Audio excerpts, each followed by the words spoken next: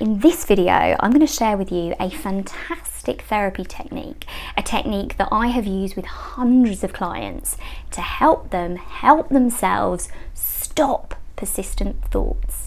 Now, persistent thoughts, that might be cycles of worry or obsessive thoughts or general overthinking. And this technique really works in all of those cases. It's a two-part technique, so make sure that you watch right the way to the end of the video so that you can understand how these two parts pair. And when we understand how they pair, it can be really effective for us. If we haven't met before, hello, I'm Frances Trussell. Who am I? I'm a mindfulness teacher, I'm a therapist, I'm an author, and probably most importantly, I am a former massive overthinker. And that is why I'm so passionate about sharing the stuff that I wish I'd known sooner, the tools and teachings and techniques that can help us be more happy and present. So if you have not already, make sure that you hit that subscribe button, and if anything resonates with you, please do like those videos and join my email list for loads more free resources. So before we get into the nuts and bolts of our technique, it's really important to have a look what is really going on under the surface of this habit of worry and overthinking, because it's not until we understand what is driving this habit that we can meaningfully commit to stopping it. For a long time, I personally, and I see this also with many clients, had a bit of a dodgy belief. I had a belief that I need to worry about this. I need to think about this. By repeatedly thinking about this, I am in some way doing something about it, or I'm in some way preparing myself so I can either face the worst or avoid the worst. Now, if we have one of these kind of unhelpful, limiting beliefs active in us, then we can end up self-sabotaging our own efforts to stop worrying. So it is well worth asking yourself, what beliefs do I or might I have active around these habits of thinking? And once we can see these, and we can see them for what they are, we can say, is that true? And is it helpful? Now, as a worrier, I would get in loops of worry, maybe about a particular thing, and get really stressed out around that. And then it would start expanding into catastrophizing. This might happen, or that might happen, or what could be the most worst thing that could possibly happen? And I need to make a plan for that, and I need to make a plan for my plan, and what if my plan goes wrong? And I'd get myself in a complete state, but I'd feel like this was almost doing something about it. And it took me a while to get my head around this, but worry is a complete and total waste of time. And worse than being a waste of time, not only does worry rob us of joy and engagement with life, but this mental act of worrying, or any kind of thinking where we get stuck in those cycles of rumination, well, they actually impair our cognitive functioning, because this combination of repetitious thought and our emotional response to it, well, this kicks off the body's stress reaction. And when the stress reaction is triggered, energy moves away from the prefrontal cortex, this problem-solving, rational thinking part of the brain here, and moves instead to those bits of us we need for immediate survival. Say we needed to fight something or flee something. Because of course, we don't tend to need to solve a maths equation as we're running away from a saber-toothed tiger. So when we've kicked off the stress reaction and our system feels under threat from some kind of immediate attack, the bit of the brain that we need to figure something out just isn't working properly. The harder we try, the more repetitions we do, the more stressed out we become, and the more muddled our thinking and decision-making ability becomes.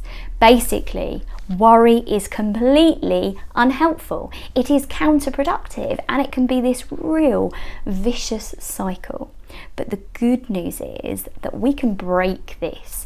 We can develop new habits, new ways of thinking, and new ways of being if we're prepared to practice a new way of being. This is where our tool and technique is going to come in, and also it's where the ongoing practice of mindfulness meditation comes in. So if you're not already a mindfulness meditator, do check out my How to Meditate video. Now, back to the first part of our technique. If we've developed a pattern of overthinking or worrying, we need to break that pattern. Now, this handy little tool, it may look just like a hairband. However, it is actually our pattern interrupt. Now, every time one of those worries or persistent thoughts arise, we give ourselves a little ping and we say, no thank you, not now, and we come back into the present. Maybe we come back into the present by feeling the slight sensation on our wrist. Don't go too mad, it's not some form of self-flagellation. Or maybe we come back into the present by looking around us, by feeling our breath. We come back to what is real now rather than the unreal world of our thoughts, worries, and getting lost in the imagination around this. And when we first start to do this kind of coming back, pinging ourselves, you might have to do that quite a lot. Don't worry about that. That is perfectly fine. Just keep bringing yourself back. And when we pair it with the second part of the technique, most people are shocked and surprised as to how quickly the overthinking just starts to calm down. So just ping away. Follow the process and the results will look after themselves. Now, sometimes, obviously, we do have issues or stuff which does need to be figured out. And you may have a persistent set of thoughts that's arising around something that wants to be looked at or needs to be looked at. And this is where the second part of our technique comes in. So rather than having those persistent thoughts kind of chip or nibble away at us or filter into just every part of our day and sometimes night, instead we ring fence a set time for those thoughts to be seen. Many people find that 10 minutes is great, so maybe you set 10 minutes of thinking time or whatever works for you for whatever worries, whatever thoughts want to come, they can come during this period of time. And if you're working on a particularly big issue at a certain time, sometimes people like to set aside a longer period of time, but make sure that you set a timer or you're very aware of kind of limiting this period of time. And once that is over, and some people find it really helpful to have pen and paper to do a bit of a brain dump, to kind of figure stuff out. But once that period of time is over, we go back to our pinging and say, no thanks, not now, come back at worry time. And we begin to really shrink down that time rather than those thoughts and worries being there all the time. They're just during this set time. Now, after the first couple of days, and sometimes even sooner, we get to this allotted ring-fenced time and we look, and those thoughts, they've perhaps lost some of their emotional charge, or because we've kind of been there mapping them out and maybe writing it down, we actually just view them from a different perspective. A lot of people find that they get to that time and they're like, come on thoughts, and the thoughts have just gone. Actually, those worries have actually dissipated.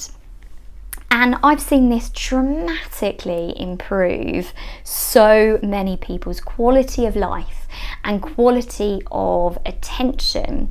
Now, during the first day, it's quite normal to feel a bit funny pinging yourself, especially if you're having to do it a lot. that's okay, go for it anyway. And also, it's quite normal to feel a bit apprehensive going into that ring-fenced worry time, like what's gonna arise. Again, just go for it. Let me know how you get on. Pop a little comment in the box down there below, or email me at frances@mindfullyhappy.com. Please do like if you have enjoyed this video or if it's helpful to you, and of course subscribe and keep spreading the love. And another helpful tool for overcoming our overthinking is to change our relationship to our thoughts. I'll pop a link to my video on mastering the concept of you are not your thoughts, which will really help with that, as will my book of the same name. Big love. Thank you so much for joining me.